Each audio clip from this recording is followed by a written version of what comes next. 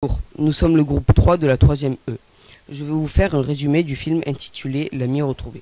Pendant ce film, nous allons découvrir le passé d'un vieil homme juif durant la Seconde Guerre mondiale. Nous allons découvrir pendant le film son amitié avec le jeune Konrad, le fils d'un aristocrate allemand. La montée du nazisme est présente dans ce film. On peut y apercevoir la rupture de l'amitié de ces deux jeunes hommes, mais aussi la montée.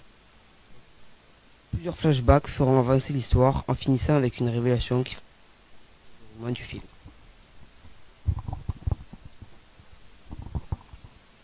Dans son passé, Henri se nommait Hans. Il vivait avec ses parents. C'était une famille juive qui vit en Allemagne. Le père était docteur et la mère n'avait pas de travail. Hans, lui, va à l'école. À l'école, il restait souvent seul et n'avait pas d'amis.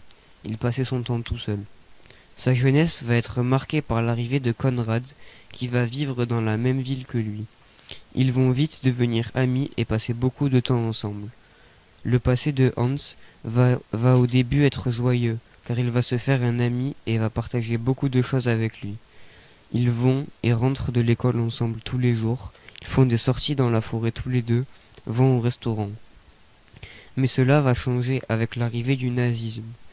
Le passé de Hans à cette période était plutôt douloureux, car comme il était juif, le nazisme était un problème pour lui, contrairement à Konrad, qui a des parents qui idolâtrent Hitler.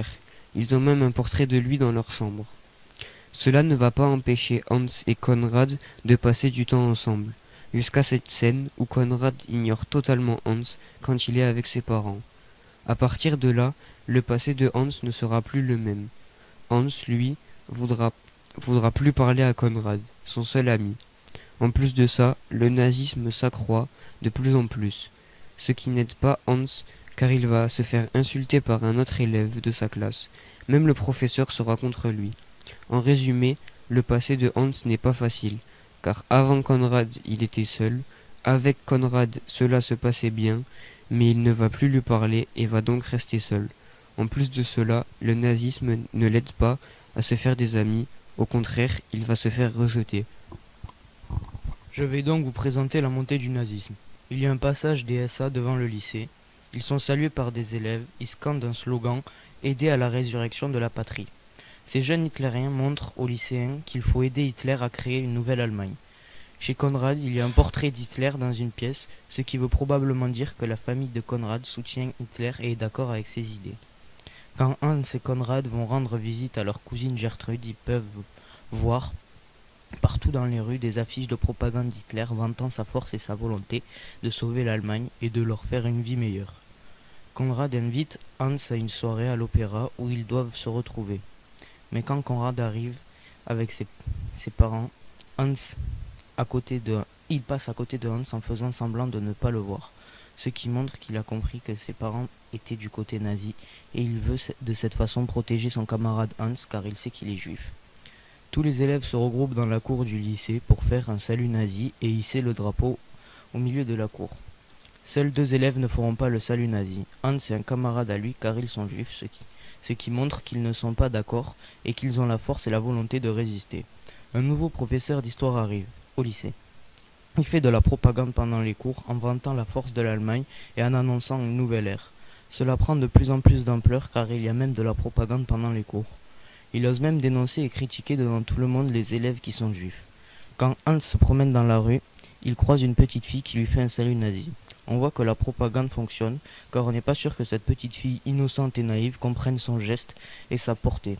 On comprend bien qu'elle fait ce geste car on lui demande, mais ne le comprend pas. Konrad révèle à Hans qu'il croit aux paroles d'Hitler, qu'il va relever l'Allemagne. Pour Hans, c'est une trahison totale. Son ami en qui il avait entièrement confiance vient de lui dire qu'il est contre lui. En résumé, tout au long du film, il y a une montée en puissance du nazisme. Au début, c'est juste un fond sonore à la radio, puis une présence physique avec les défilés des jeunesses hitlériennes et de camions avec des militants nazis, jusqu'à une bagarre avec des SA. Encore plus proche des jeunes, le nouveau professeur qui fait de la propagande en cours jusqu'à l'innocence d'une petite fille qui fait le salut.